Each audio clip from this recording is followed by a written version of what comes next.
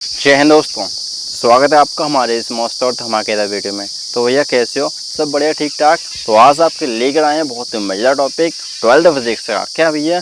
Gauss प्रमेय का अनुप्रयोग। गॉस प्रमेय का अनुप्रयोग जैसे बोलते हैं एप्लीकेशंस ऑफ गॉस थ्योरम। हाँ भैया, बहुत ईजी है, बहुत सिंपल है, मोस्ट इंपोर्टेंट क्वेश्चन है भैया। एग्जाम में पूछा जाता है कि गॉस प्रमेय लिखिए और उसका कोई एक अनुप्रयोग लिखिए। तो बहुत सिंपल सा अनुप्रयोग लेकर आए हैं। कौन सा? अनंत लंबाई का सीधा तार। मतलब जो आपका है अनुप्रयोग कौन सा भैया? अनंत लंबाई का सीधा तार जो कि एक समान आवेशित, इसके कारण आपको विद्युत क्षेत्र की तीव्रता निकाले। मतलब आर दूरी पर कोई बिंदु पी, वहाँ पर विद्युत क्षेत्र निकालना होगा। बहुत सिंपल है, गॉस प्रमेय का अनुप्रयोग है। बहुत सिंपल तरीके से निकालेंगे। मतलब इसमें गॉस प्रमेय यूज होगी तो वहाँ से आपको निकालना होगी विद्युत क्षेत्र की तीव्रता। ठीक है, तो यार बात बहुत सिंपल सी है, बहुत ईजी सी है। अगर वीडियो अच्छा लगता है तो लाइक शेयर सब्सक्राइब करना बिल्कुल ना भूलिए। तो शुरू करते हैं हमारे टॉपिक को। अनंत लंबाई का सीधा तार पहले बनाते हैं। सीधा तार है, बिल्कुल लग तो रहा है, बिल्कुल कुछ कुछ तो लग रहा है। ठीक है, सीधा तार है अनंत लंबाई का। इसकी लंबाई कितनी है? अनंत है, इन्फिनिटी है। ठीक है, एक समान आवेशित है भैया, एक समान आवेशित है। हाँ भैया, ठीक है, चलो एक समान आवेशित है।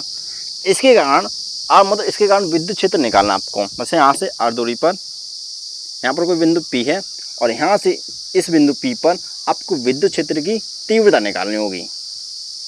क्या निकालनी होगी? विद्युत क्षेत्र की तीव्रता इस बिंदु P पर निकाल सकते हैं गॉस प्रमेय की सहायता से। ऐसा तो हम कुछ पढ़े भी नहीं, वैसे गॉस प्रमेय होती क्या है, गॉस थ्योरम होती क्या है। तो बहुत सिंपल है भैया। देखो भैया, ये बंद पृष्ठ पर लगती है, कोई बंद पृष्ठ है। ठीक है, इसमें उपस्थित आवेश है कोई। ठीक है, तो इस बंद पृष्ठ से निकलने वाला जो टोटल फ्लक्स होगा, कुल फ्लक्स होगा, उसको बताती है आपकी कौन सी? Gauss theorem. ठीक है, क्या बताती है? इसमें उपस्थित आवेश जो फ्लक्स होगा, टोटल फ्लक्स, इसमें उपस्थित आवेश का 1/ε0 गुना होता है। इस पृष्ठ से, इस बंद पृष्ठ से निकलने वाला जो टोटल फ्लक्स होगा, विद्युत फ्लक्स होगा, वो उसमें उपस्थित आवेश का 1/ε0 गुना होता है। ठीक है, ये तो आपकी गॉस थ्योरम होती है। ठीक है, लेकिन आप एक और फॉर्मूला पढ़े विद्युत फ्लक्स का। कौन सा भैया? बहुत सिंपल सा, phi E is equal to E vector dot S vector. पढ़े हो? बिल्कुल पढ़े हैं भैया, यही तो पढ़े। हाँ, ई क्या है? विद्युत क्षेत्र है। एस क्या है? क्षेत्रफल सदिश। क्या भैया? क्षेत्रफल। तो भैया जी मतलब समझे क्या कि भैया गॉस थ्योरम तो आपको फ्लक्स बताता है, लेकिन एक और फॉर्मूला बताता है। क्या भैया? क्षेत्रफल सदिश और विद्युत क्षेत्र। मतलब जो आपका विद्युत क्षेत्र है और आपका क्षेत्रफल सदिश, इसका डॉट गुणन भी आपको विद्युत फ्लक्स बताता है। ठीक है, आपका ये विद्युत क्षेत्र ई वेक्टर और एस वेक्टर आपका क्षेत्रफल सदिश है। ये क्या होता है भैया? बहुत सिंपल है। कोई क्षेत्रफल मतलब कोई भी पृष्ठ है, उसका क्षेत्रफल के साथ साथ उसकी दिशा भी। मतलब दिशा कैसी होगी? जैसे आपका ये पृष्ठ है, ये क्षेत्र है। ठीक है, इसका क्षेत्रफल जो होगा तो इसकी डायरेक्शन इसकी 90 डिग्री पर होगी। से यार 90 डिग्री इस तरफ है ना, तो इस पृष्ठ की दिशा किस तरफ होगी? 90 डिग्री इस तरफ इसकी दिशा होगी। ठीक है, तो इसको आप एक तरह से और लिख सकते हो, phi E is equal to E S cos theta. आपको पता ही होगा डॉट गुणन में क्या होता है। ठीक है, बिल्कुल। तो भैया ये तो आपका गॉस थ्योरम था। ठीक है, अब इसकी सहायता से आपको विद्युत क्षेत्र की तीव्रता निकालना है यहाँ पर। ठीक है, तो भैया एक बार होता है, सबसे पहले हम आपको बोले थे कि भैया अगर आपको गॉस थ्योरम लगाने तो इसको पहले तो बंद पृष्ठ होनी चाहिए। तो क्या ये बंद पृष्ठ है? क्या ये बंद है? नहीं है, तो इसको बंद करेंगे, पहले इसको कवर करेंगे। ठीक है, एक बंद पृष्ठ बनाएंगे। ठीक है, अब एक बात बताओ, जैसे आपका ये सीधा तार है। ठीक है, इसको कवर करने के लिए आप कैसा पृष्ठ बनाओ? इसको कवर करने के कैसा करोगे? तो इसको अगर बंद करना है तो भैया इसके चारों तरफ ऐसा करेंगे, बिल्कुल ऐसा गोल गोल करेंगे ना, बिल्कुल। तो भैया इस तार को भी बंद करने के लिए हम एक सिलेंड्रिकल टाइप पृष्ठ बनाएंगे। ठीक है, मतलब गॉसियन पृष्ठ बनाएंगे, क्योंकि कुछ इस तरह से होने वाली है,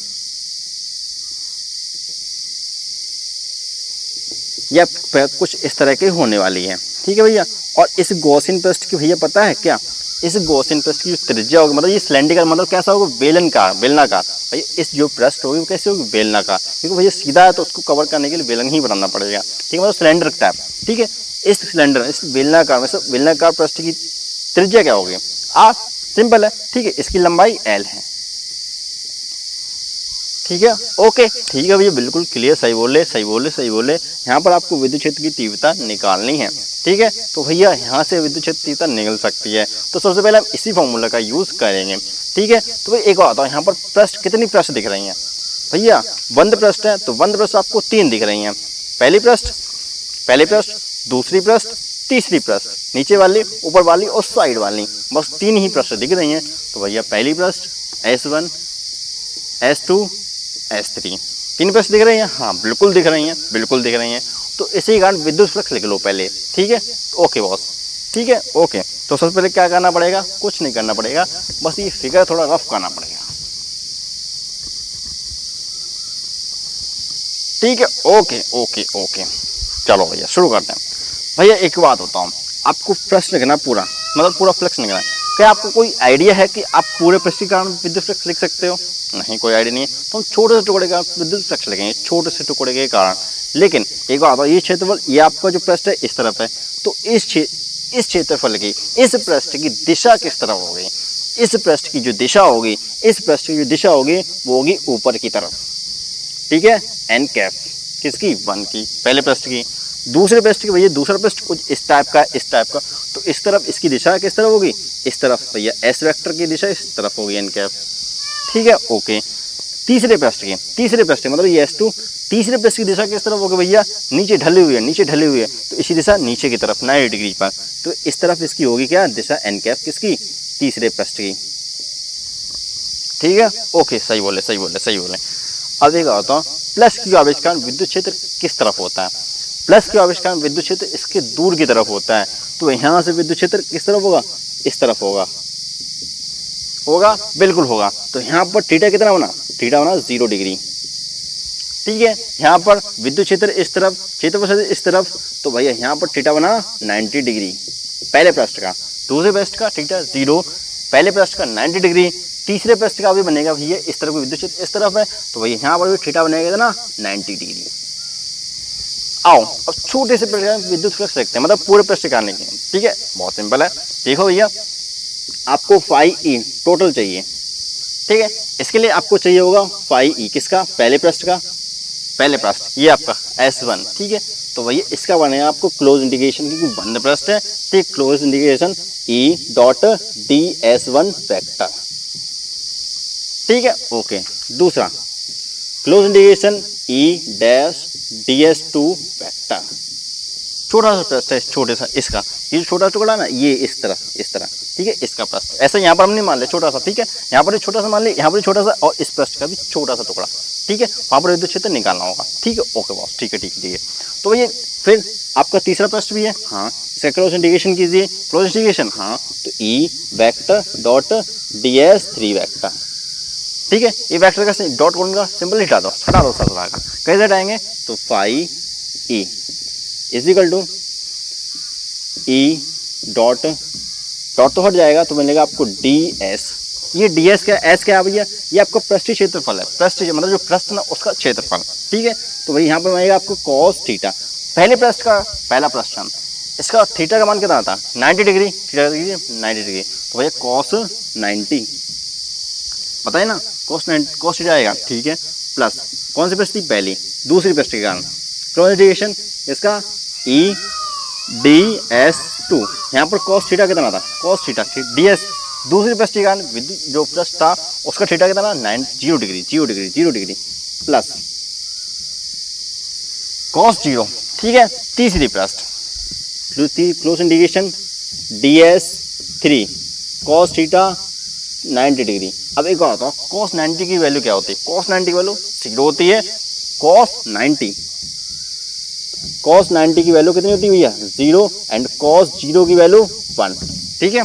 तो भैया cos 90 यहाँ पर भी है, cos 90 यहाँ पर भी है, तो ये तो हो गया भैया टोटल 0, ठीक है। बचा क्या? ये सिर्फ और सिर्फ ये, तो यहाँ पर जो फाई ई है वो कितना मिलेगा? E close integration DS3, close integration मतलब ये आपकी पृष्ठ बंद है बस, और कोई नहीं, मतलब इसका इंटीग्रेशन नॉर्मली, ठीक है। DS3 का ये आपकी पृष्ठ है भैया। एक बात बताओ, इसका पृष्ठीय क्षेत्रफल, बेलन का पृष्ठीय क्षेत्रफल क्या होता है? बेलन का पृष्ठीय क्षेत्रफल ऊपर का और नीचे हटा दो, अगर ऊपर और नीचे जोड़े तो कुल पृष्ठीय क्षेत्रफल आ जाएगा, और आपको इन दोनों को हटा दोगे तो आपको सिर्फ और सिर्फ पृष्ठीय क्षेत्रफल मिलने वाला है, ठीक है। तो ये पृष्ठीय क्षेत्रफल क्या होता है? तो पहले तो आपको इसका इंटीग्रेशन करना है, तो आपको मिलेगा फाई ई, मतलब फाई मिलेगा, वो मिलेगा E क्लोज इंटीग्रेशन DS3, ठीक है। अगर इसका इंटीग्रेशन करोगे तो क्या मिलेगा? मतलब अगर आपको इंटीग्रेशन करना हो dx का, x से सापेक्ष 1 का अगर आपको करना है, तो आपको क्या मिलता है? x मिलता है ना, बिल्कुल। तो यहाँ पर क्या मिलेगा? तो phi E is equal to E S, हाँ भैया एस का बेलन का पृष्ठ क्षेत्रफल, बिल्कुल भैया। तो बेलन का पृष्ठ क्षेत्रफल क्या होता है? होता है एस इजिकल टू 2πr/l, होता ना, बिल्कुल होता है। तो वैल्यू रख दो भैया, Y E is equal to E 2πr/l, पहले इक्वेशन। ठीक है भैया, एक बात बताओ, यहाँ पर गॉस थ्योरम क्या कहती है? Phi equal to Q by epsilon naught. यहाँ पर पहले क्वेश्चन मिल ही गया, इसको क्वेश्चन नंबर 2 मान लो। ठीक है, फाई की वैल्यू यहाँ पर पटक दो, तो क्या मिलेगी? फाई की वैल्यू क्या है? Q by epsilon not. ठीक है भैया, ई 2πr/l। ठीक है, विद्युत क्षेत्र की तीव्रता चाहिए, बिल्कुल चाहिए। आर दूरी पर, बिल्कुल भैया आर दूरी पर, तो भैया ई है और बाकी को नीचे भेज दो, तो आपको मिलेगा Q by epsilon not 2πr/l। ठीक है, ये आपकी विद्युत क्षेत्र की तीव्रता आ गई, बिल्कुल आ गई। तो आप इसको लिख सकते हो, क्या लिखोगे? तो भैया एक और चीज लिख सकते हो, क्या लिखोगे भैया? E is equal to Q by 2πr/l epsilon naught, या फिर एप्सिलॉन नॉट 2πr/l। एक और होता है भैया, देखो यहाँ पर आपको कोई आवेश का मतलब तो पता नहीं, आवेश कितना है नहीं पता ना, तो भैया बहुत सिंपल सा आपको यहाँ पर आवेश घनत्व का यूज करना है। आवेश घनत्व, हाँ, प्रति एकांक लंबाई में आवेश, प्रति एकांक लंबाई में उपस्थित आवेश, जिसे बोलते हैं रेखीय आवेश घनत्व, जिसको दर्शाते हैं लैम्डा से। हाँ भैया, कहाँ दर्शा? यहाँ पर लैम्डा क्या होता है भैया? Q by L. हाँ, एकांक लंबाई में उपस्थित आवेश, यहाँ पर आवेश की संख्या तो पता नहीं है, तो क्यू की वैल्यू क्या रखेंगे? तो इसलिए हम यहाँ पर लैम्डा का यूज करेंगे। क्या लैम्डा, किसका यूज करेंगे? लैम्डा का। तो क्यू इज इक्वल टू, यहाँ पर आ जाएगा आपका lambda upon 2π epsilon naught r। ठीक है, ये आपके विद्युत क्षेत्र आ गया है। किसके कारण? अनंत लंबाई का सिया तार अगर आपका एक समान आवेशित है और वहां पर आपको विद्युत क्षेत्र की तीव्रता निकालनी है, तो आपका फॉर्मूला आ चुका है। ठीक है, और देखो लैम्डा 2π और एप्सिलॉन नॉट ये तो सभी कॉमन है, तो यहाँ पर जो विद्युत क्षेत्र की तीव्रता है वो डिपेंड करेगी किस पर? त्रिज्या पर। कैसे? इनवर्सली, अगर त्रिज्या बढ़ाई तो विद्युत क्षेत्र कम, विद्युत क्षेत्र बढ़ाया ज़्यादा चाहिए, उसको कम करना पड़ेगा। ठीक है, ओके बॉस, चलते हैं। राम राम, जय हिंद। वीडियो कैसा लगा बताना कमेंट सेक्शन में। Okay boss.